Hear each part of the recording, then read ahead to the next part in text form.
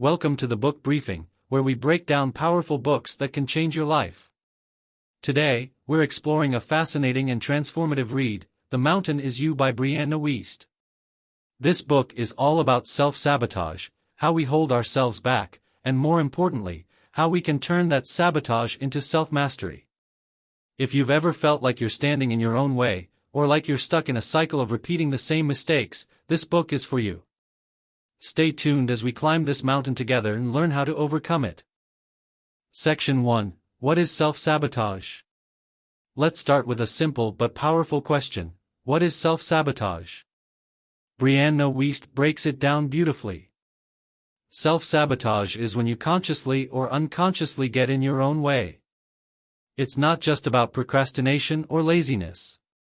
In fact, it often stems from deeper issues, like fear, insecurity, or doubt. Sometimes, we sabotage ourselves because we're afraid of success, not just failure. Think about it. How many times have you avoided something you know could improve your life because it made you uncomfortable? Maybe it's applying for that dream job, starting a new project, or even pursuing a relationship. This behavior is your subconscious trying to protect you from discomfort, even if that discomfort could lead to something great.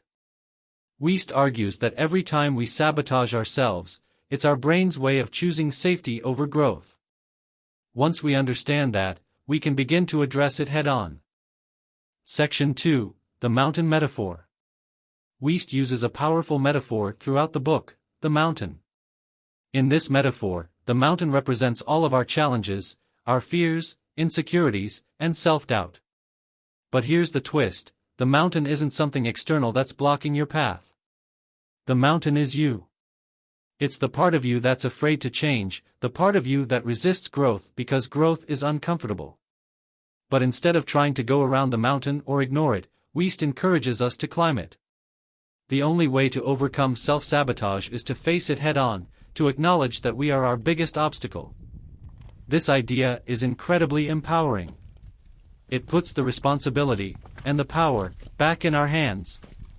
If we are the ones creating the obstacles, we also have the ability to overcome them. Section 3. Emotional Intelligence and Self-Awareness. Now, you might be wondering, how do I actually begin climbing this mountain? One of the key tools Brianna Wiest emphasizes is emotional intelligence.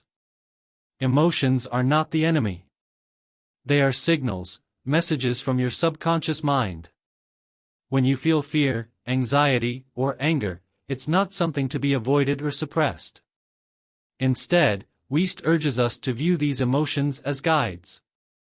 Think of it like this: when you're feeling frustrated about not making progress in life, that frustration is telling you something. Maybe it's revealing an unmet need or a deeper desire that you're ignoring. Self-sabotage often stems from unaddressed emotions. If we learn to listen to what our emotions are really saying, we can start identifying the root causes of our self-sabotaging behaviors. Self-awareness is key here. Journaling, meditation, and reflection are great tools for increasing self-awareness. As you get to know yourself better, you start to see patterns in your behavior and thought processes.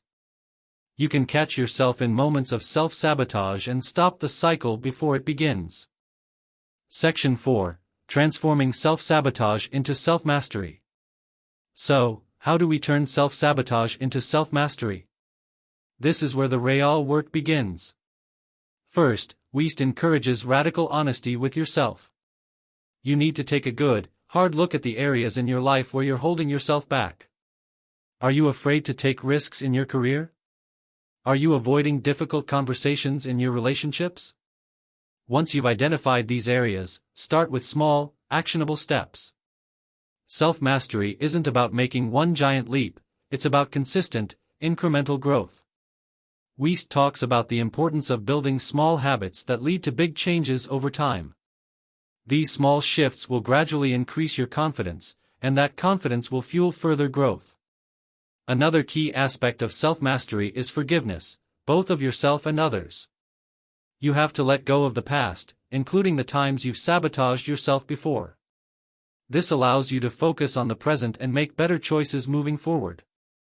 Section 5. The Power of Purpose and Vision. Finally, let's talk about purpose. Why are you climbing this mountain in the first place?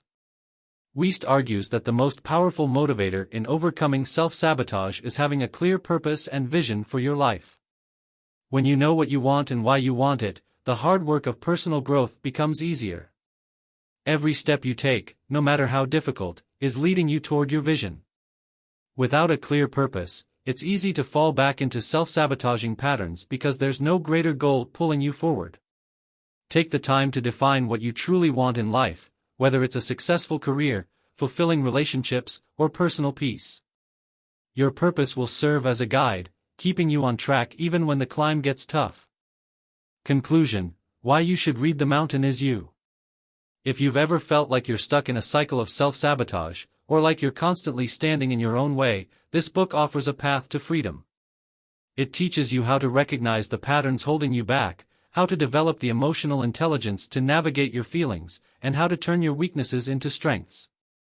This book is a guide for anyone ready to transform their life by facing their greatest obstacle, themselves. So, are you ready to climb your mountain? Thanks for watching the book briefing.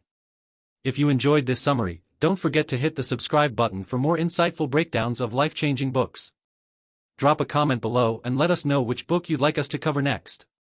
Until next time, keep climbing your mountain.